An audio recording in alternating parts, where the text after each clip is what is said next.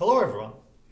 In this part of the lecture, we will look at morphisms of affine varieties and study them closer. So recall that we have defined an affine variety as a certain kind of a ringed space. And recall what is meant by a morphism of ringed spaces. So a morphism of ringed spaces is a continuous map of the underlying topological spaces, where for each open set, the pullback of any regular function on this open set is a regular function. And now we will look at this definition closer and make it more concrete in the case we are interested in, namely that of affine varieties. When we do that, we will need a few key properties of morphisms of ringed spaces.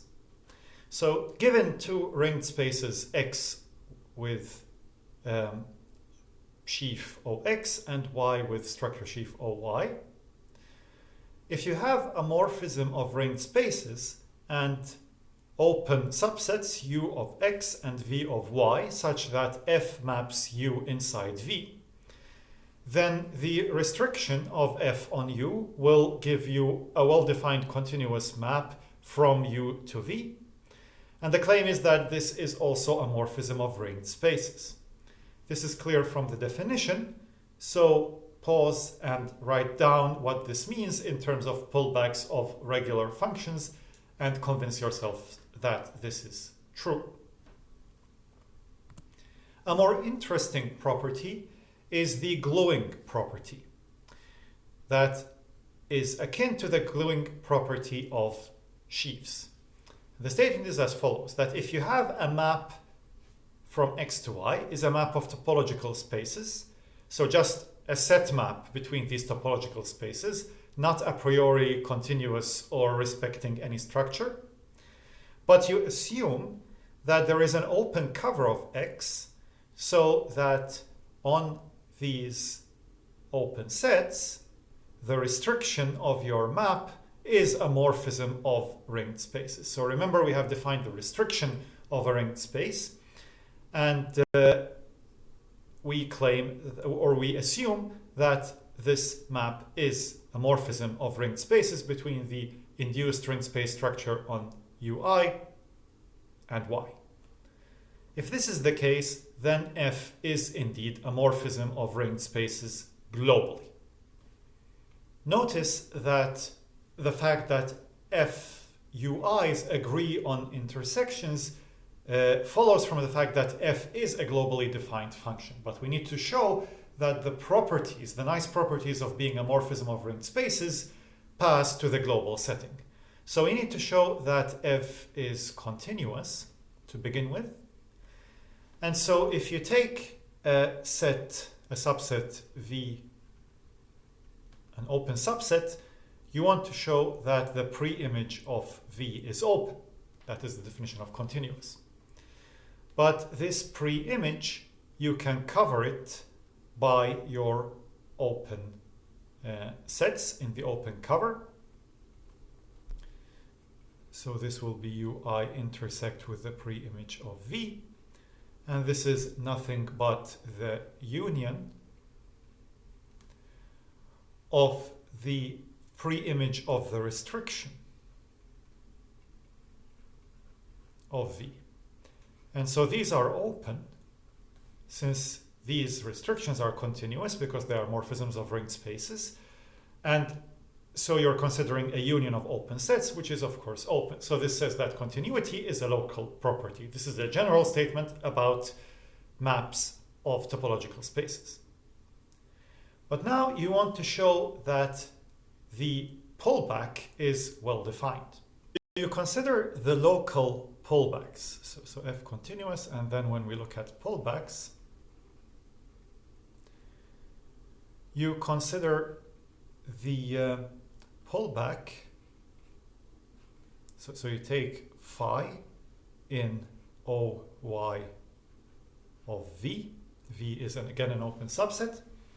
You look at this pullback restricted to UI F inverse of V. So this is an open set in X because F is now we know continuous. And so you look at the pullback of this thing. But this is the same as the pullback of this restriction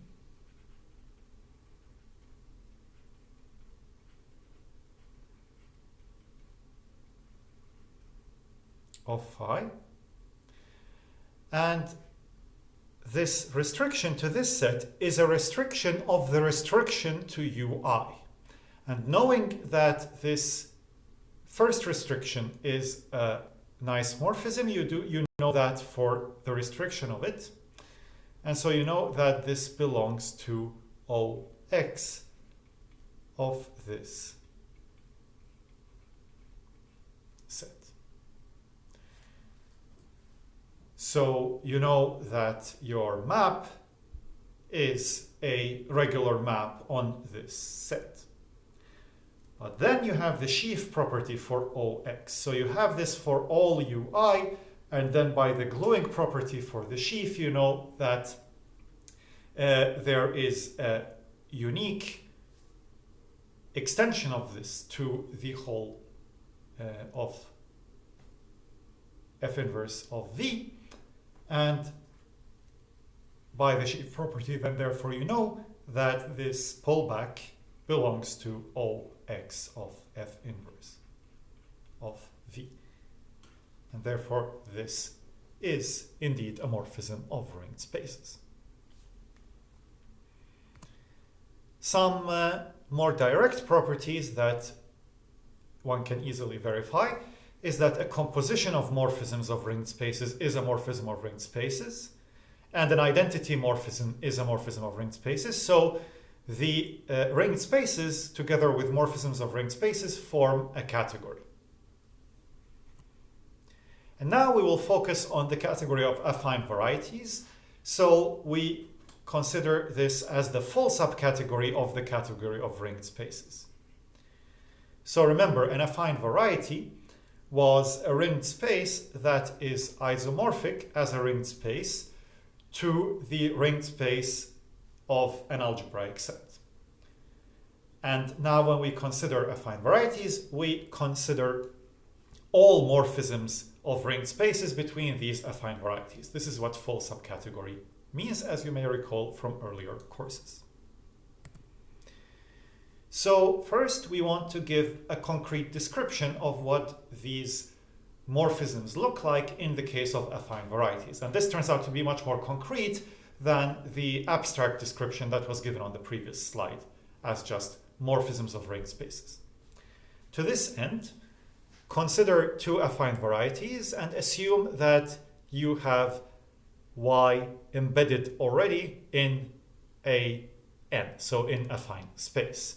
You can always embed y in affine space because it is the ringed space associated to an algebraic set up to isomorphism. So combining it with this isomorphism, you get an embedding into a n. So consider this and let U be an open set in X. Then, what does it mean for a map to be a morphism? So a map from, even more generally, not just X, but from the open subset U with its associated ringed space structure by restriction to Y. Well, to be a morphism is the same as all the coordinate functions being regular functions. So remember, I am mapping U inside Y that sits inside affine n space. So I need to specify, my map will have coordinates when I take this embedding into account, and I claim that being a morphism exactly means that these coordinate functions are regular functions on U. So these Fi will automatically be maps from U to K. And so the requirement is that they are regular functions. So why is this true? Well, let us prove this direction. So assume that F is a morphism. Well, what are these Fi? The Fi are the functions that you get starting from U going to y using f, and then you apply the map yi to go to k. So yi, this is the kth, the ith coordinate function. The embedding, the coordinate function of the embedding of y into a affine space. So this thing is a regular function. This belongs to oy of y. And so the composition here, this fi, this is nothing but the pullback with respect to f of yi. And so this is a regular function on U. Definition of a morphism of ringed spaces. It pulls back regular functions to regular functions. Now assume the converse. So assume that all the fi's are regular functions. So the fi's are regular functions. So we need to show that f is a morphism. First of all, we need to show that f is continuous. So we need to show that pre-images of closed sets are closed. So if you take z in y closed, so z is the vanishing set of some polynomials, g1 to gn. Well, then f inverse of z, the pre-image, will be the set of all points of U where these gj of f1 of x to fn of x are equal to 0 for all j. But since the fi's are regular, so they are locally some quotients of functions, and when I combine that with a polynomial, this will remain a regular function. So these f inverse z will be the zeros of some regular functions. So this is closed. So the pre-image of a closed set is closed, and the function is then continuous. And in the same way for regular functions. So if I have an open set V in Y, open, and I have some G, a regular function on V, then the pullback of G, this is just the function G combined with F. So this maps X to G of f1 of x up to fn of x. And again, with a similar argument, because these fi are regular, this map will be regular because G is in turn regular. So the composition will be regular and everything is fine. And this is indeed a morphism of ringed spaces. So this means that morphisms of affine varieties, when you have your target variety embedded, they are just component-wise regular functions.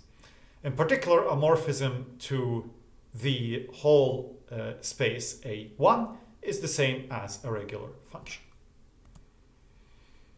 And now, using this, we can prove that algebraic geometry in fact works. So what do I mean by this?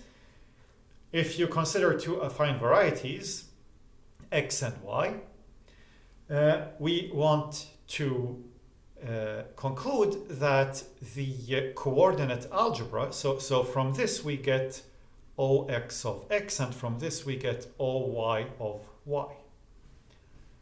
These are affine reduced algebras, and we want to claim that these algebras contain the whole structure on X. All information on this ringed space that is an affine variety is contained in this algebra. The first step is this theorem, so that assigning to each map F its pullback defines a one-to-one correspondence between ringed space morphisms from X to Y and K-algebra homomorphisms from the coordinate algebra of Y to the coordinate algebra of X. Let me explain this. So these yi are the coordinate maps. So applying G to these yi, I get a map Fi, and this equality here holds because it holds. So Fi's, the Fi's are equal to G of yi, and H is some combination of these yi, because H is in the algebra generated by them. So then this equality will hold for H. Let me explain this. So these yi are the coordinate maps. So applying G to these yi, I get a map Fi, and this equality here holds because it holds. So Fi's, the Fi's are equal to G of yi, and H is some combination of these yi, because H is in the algebra generated by them. So then this equality will hold for H. I can conclude a couple of things. The first thing I can conclude is that the image of F is in Y. So the image of F. Why is that? Well, G is a regular function on Y. So G vanishes on everything that vanishes on Y. Remember, because we have this embedding, we can identify the algebra of regular functions on Y with the quotient of the polynomial algebra by the vanishing ideal of Y. So if H belongs to the vanishing ideal of Y, then G of H is 0.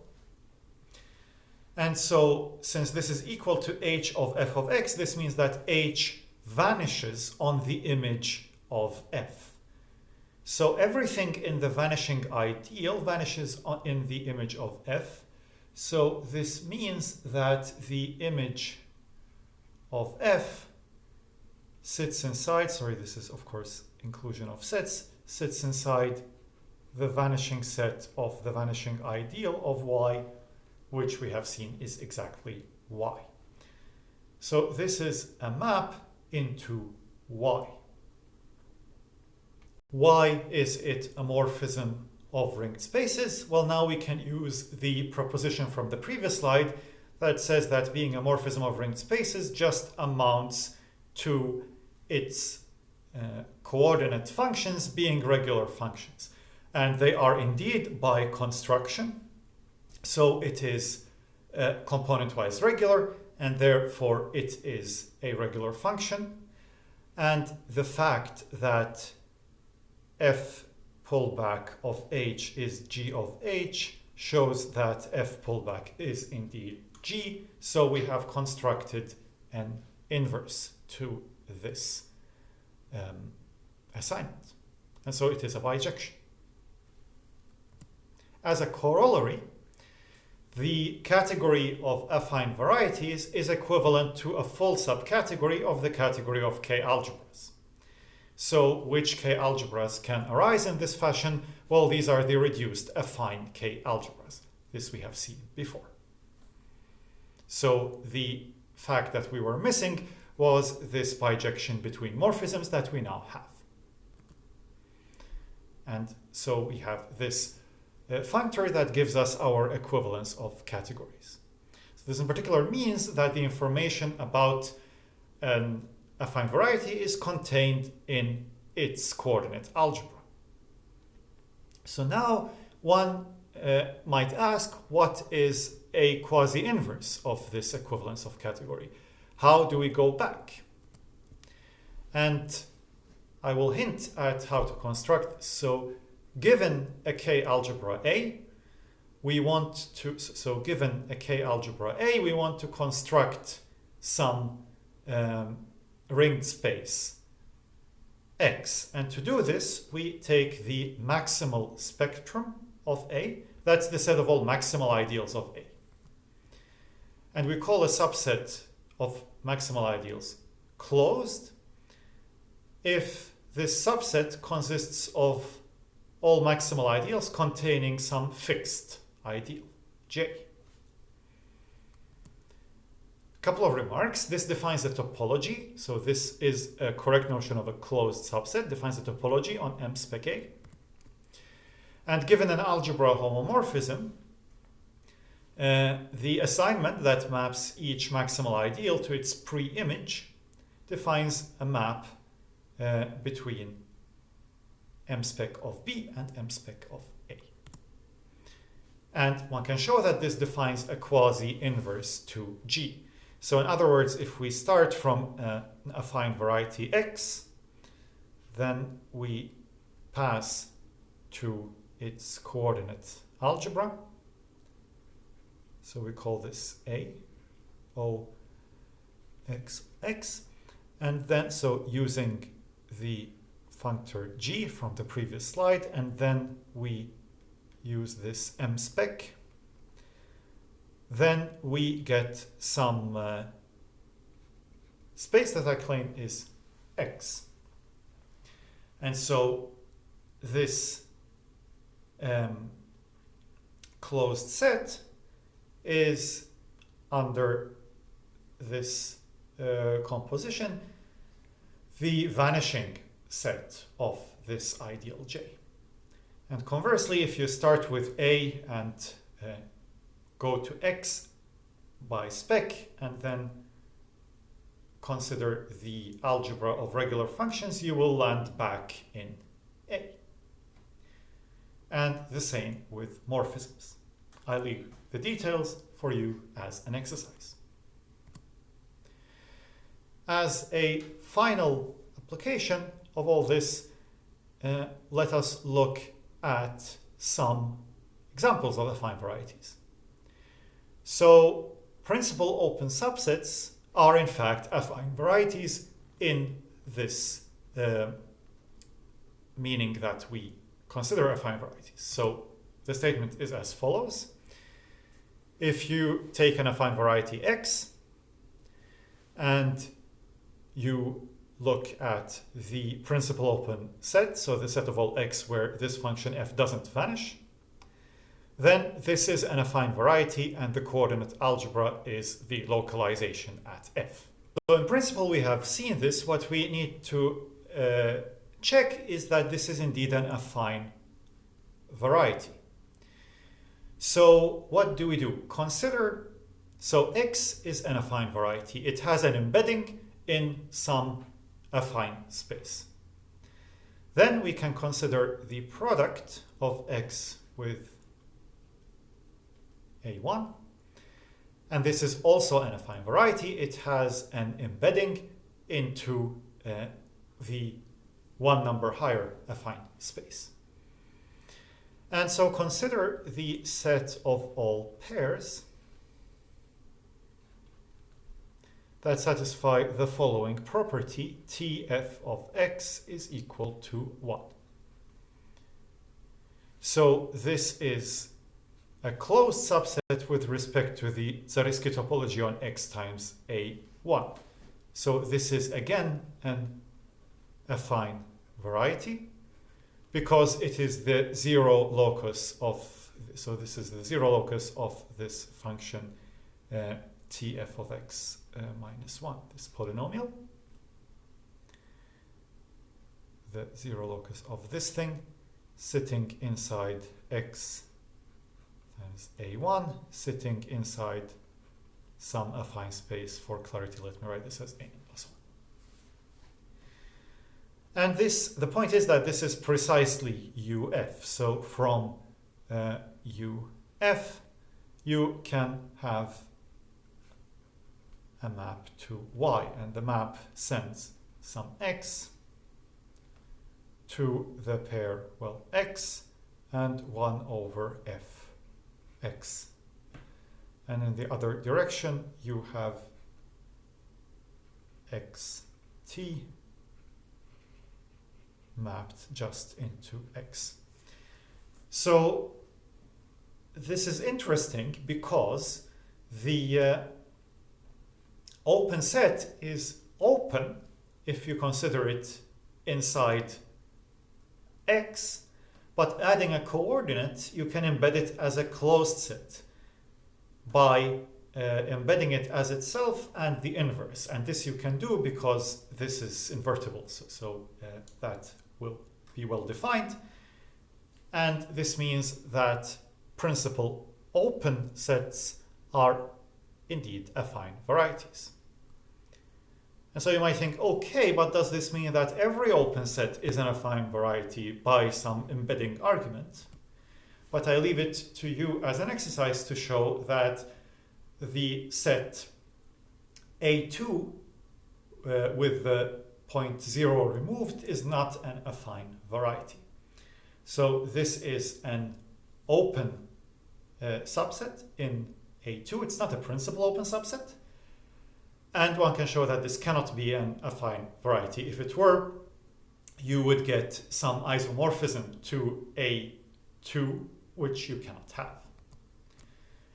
But you can show that it is the union of two affine varieties. Indeed, this is the union of the set of points where the first coordinate doesn't vanish and the set of points where the second coordinate doesn't vanish.